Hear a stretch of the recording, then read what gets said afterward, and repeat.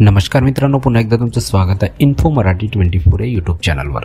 मित्रांनो, कर्मचारी खातेधारकांसाठी एक खुशखबर घेऊन आलेलो आहे। बातमी आहे कर्मचारी खातेधारकांसाठी खुशखबर, पेन्शनमध्ये अधिक रक्कम मिळेल। मित्रांनो, नेमकं काय आहे या बातमीमध्ये आपण नक्की बघूया। पण त्याआधी जर तुम्ही आपल्या चॅनलवर नवीन असाल तर चॅनलला सबस्क्राईब करून बाजूला दिलेल्या बेल आयकॉनला नक्की क्लिक करा। व्हिडिओ जर कामाचा आणि महत्त्वाचा वाटला तर व्हिडिओला लाईक करून आपल्या मित्रपरिवारासोबत नक्की शेअर करा। आणि हो मित्रांनो, व्हिडिओला शेवटपर्यंत नक्की बघा जेणेकरून तुमच्याकडून कोणतीही माहिती सुटणार नाही। मित्रांनो, कर्मचारी भविष्य निर्वाह निधी संघटनेच्या कर्मचाऱ्यांसाठी एक आनंदाची बातमी आहे। लवकरच EPF आणि EPS संबंधित नियमामध्ये बदल होऊ शकतो। EPFO अंतर्गत पगाराची अनिवार्य मर्यादा 15,000 रुपयावरून 21,000 रुपये केली जाऊ शकते। सूत्रानुसार विश्वास ठेवला तर केंद्र सरकार पगार मर्यादा वाढवण्याचा विचार करत आहे। हा बदल झाल्यास 75 लाख कर्मचाऱ्यांना याचा फायदा होईल। निवृत्तीनंतर त्यांना अधिक पेन्शन मिळू शकेल। आम्ही तुम्हाला सांगतो की सरकारी कर्मचारी पेन्शन योजनेवर म्हणजे EPFवर दरवर्षी 6,700 कोटी रुपयांहून अधिक खर्च करतो। पगार मर्यादेत वाढ झाल्यानंतर सरकारला त्यासाठी स्वतंत्र तरतूद करावी लागणार आहे।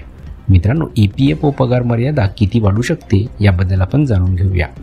EPFO नियमानुसार ज्यांचे मूळ वेतन 15,000 रुपये किंवा त्यापेक्षा कमी आहे तेच कर्मचारी EPF आणि EPSचे लाभ घेण्यास पात्र आहेत।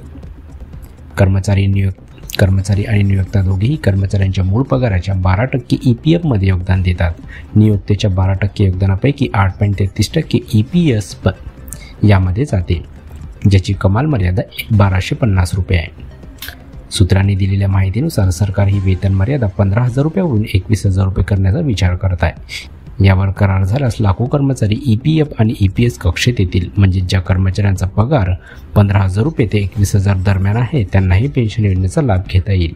सध्या नियोक्ता EPSमध्ये जास्तीत जास्त 1,250चे योगदान देतो। मर्यादा वाढल्यानंतर हे योगदान 1,749 रुपयापर्यंत जाऊ शकते।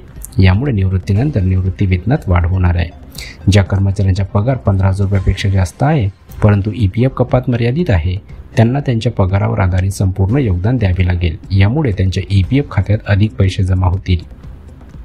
मित्रांनो, पूर्वी पगार 15,000 रुपयापेक्षा जास्त असल्यास EPSचा लाभ मिळू शकत नव्हता।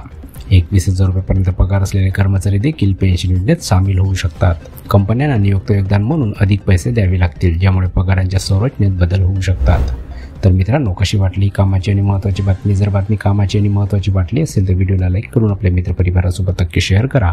तसेच जर तुम्ही आपल्या चॅनलवर नवीन असाल तर चॅनलला सबस्क्राईब करून बाजूला दिलेल्या बेल आयकॉनला नक्की क्लिक करा। व्हिडिओ बघितल्याबद्दल खूप खूप धन्यवाद।